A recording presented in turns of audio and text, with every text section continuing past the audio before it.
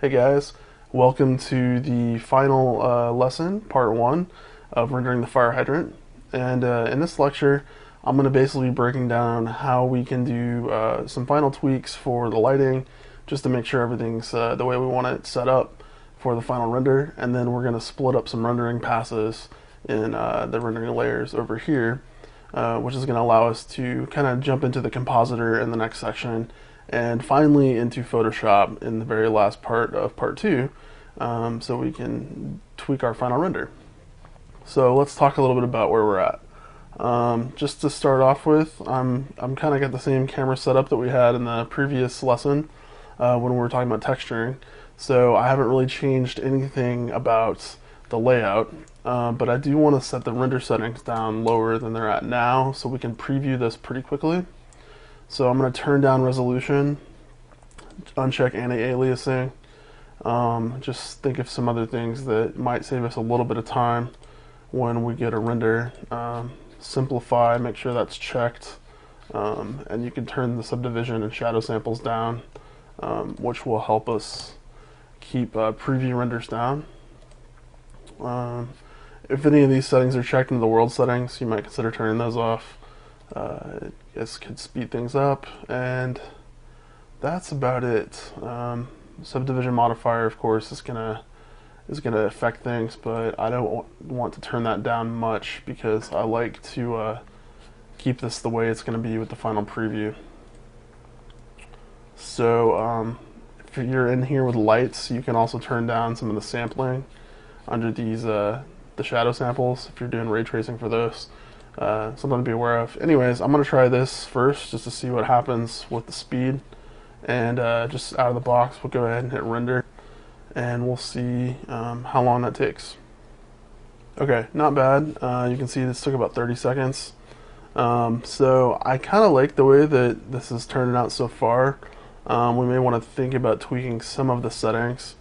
I'm going to jump in here. This little kicker light for the fire hydrant, I believe I turned off specularity. I'm going to turn that back on and see what kind of highlights it gives us for that, which we can always dial back down if we're not happy with the way that looks. Just taking a look around inside the preview.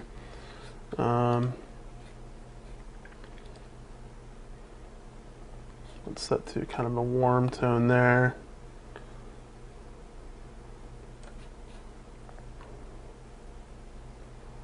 Let's play a little bit with this kicker light. I'm gonna go a little more green with this, and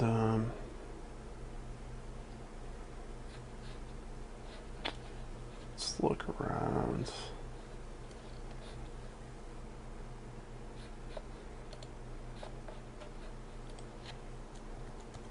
Get a little bit more fill in there. You can also change this by going to the world settings and then changing some of the ambient color settings. Bearing in mind that nothing you see here is going to stay the way it is in the final render, because we're going to set this up to be fairly even across the board in terms of the overall ambient lighting, and then we're going to basically be compositing color correction and exposure and things like that, just like you would if you take a photograph and you want to tweak some things for the final photograph. So we just want to get a nice even overall tone with whatever we're doing for this preview.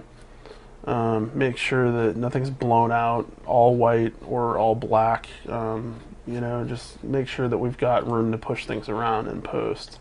Let's go ahead and render that again. Okay, so we got a little bit more kicker highlights on the fire hydrant, which I think I like. Again, I may change my mind, but we will see how that looks in the final render.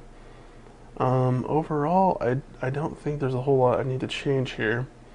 Some of this in here is getting lost a little bit, which I think I'm going to try to go ahead and correct later on. This isn't kind of nice, but I think I want to go back towards a little bit more of a blue, and may bring this down to something like 1 there.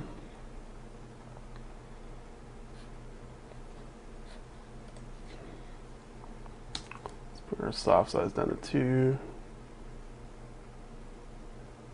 And let's render that again, see what we see. Okay, I like the color that I'm seeing here with the light. A little bit more of that bluish tint again. I think going too green was a little bit of a mistake. So I'm going to actually kick this up even higher than we had it before at about a 2, and we'll see how that looks. So I think I'm liking that a lot better. We've got a little bit of spill on the wall, but I definitely like this spotlight fall off we're getting here on the ground around this sandwich sign.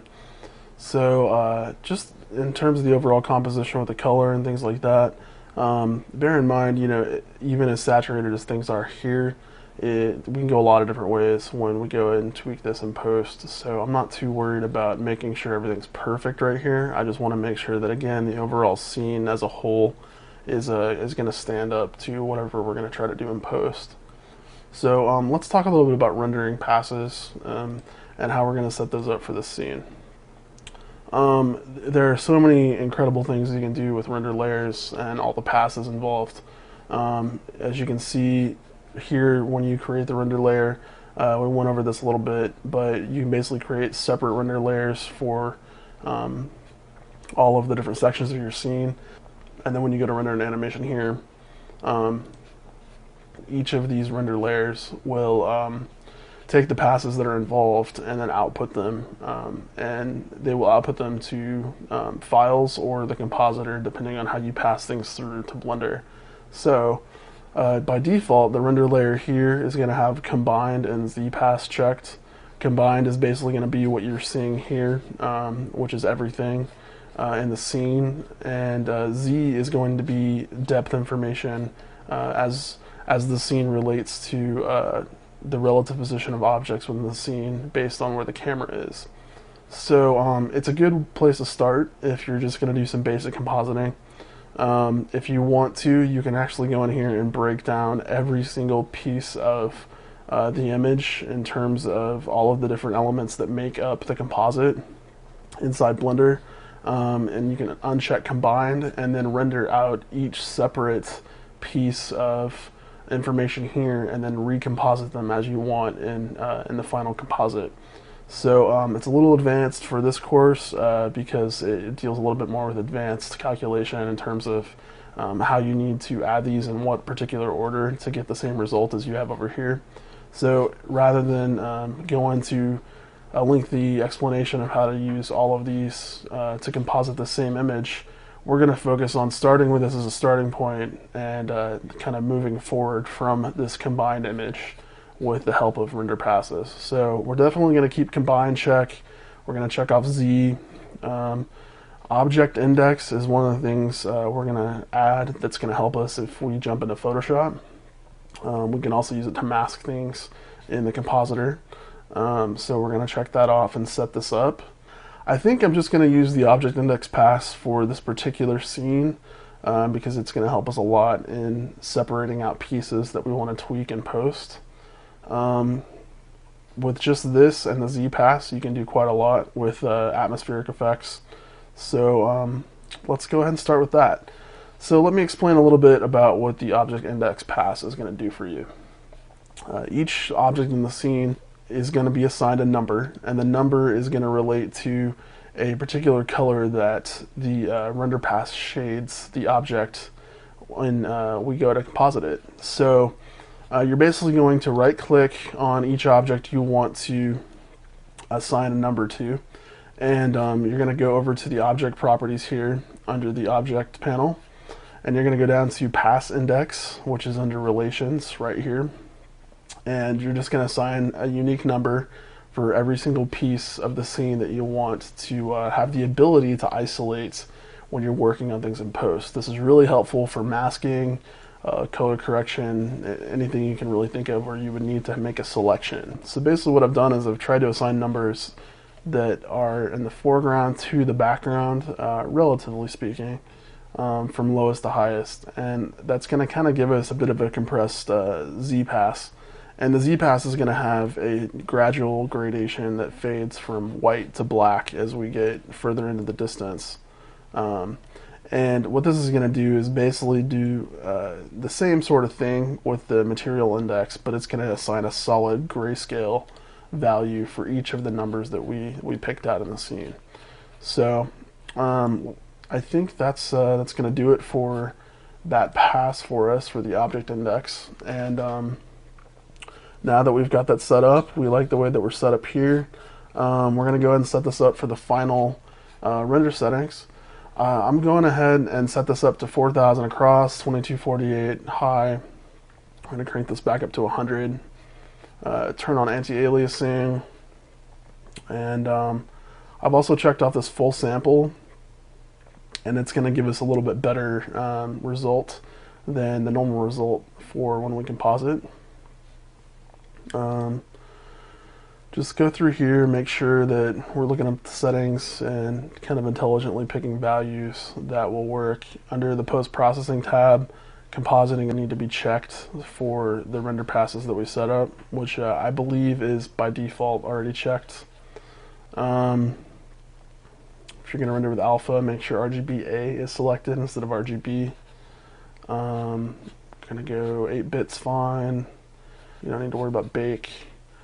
Uncheck simplify, make sure that's not on, and if you want any of these settings turned on, make sure those are on for you. But for me, we baked most of the ambient occlusion into all the textures, so that's going to speed things up. We're not going to need to do that. And the last thing I'm going to do is going to go through and make sure that my samples are turned up for all the lights, so that we're getting a good result on the lighting within the scene. And that's going to do it. I'm just going to make sure these are all kind of up around 24. That's a good median setting. Again, do this intelligently. If you got a light that's not really affecting a lot, you don't need to set this up high. But I know that most of the lights in the scene are kind of landing on everything in the scene. So I'm going to want to make sure that they're at least up to 24 for the ones that are going to hit things, and then I'm going to keep this one at 12 because it's just barely touching the tops of the stuff in this back corner. And with that, we will go ahead and render out a 4K version. This will probably take quite a while, but I'm going to hit render, and I will see you in part 2, where we will be setting up the compositing in this part of the node editor. And then as a last little add-on, we're going to jump into Photoshop, and I may do some finishing touches there and maybe a quick paint over with some additional details into the render. So thank you, and I'll see you in the final lecture.